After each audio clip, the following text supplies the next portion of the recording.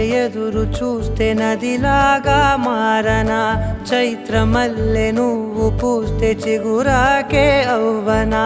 నన్నే వరించే యువరాజును అంట నీ యువరాణి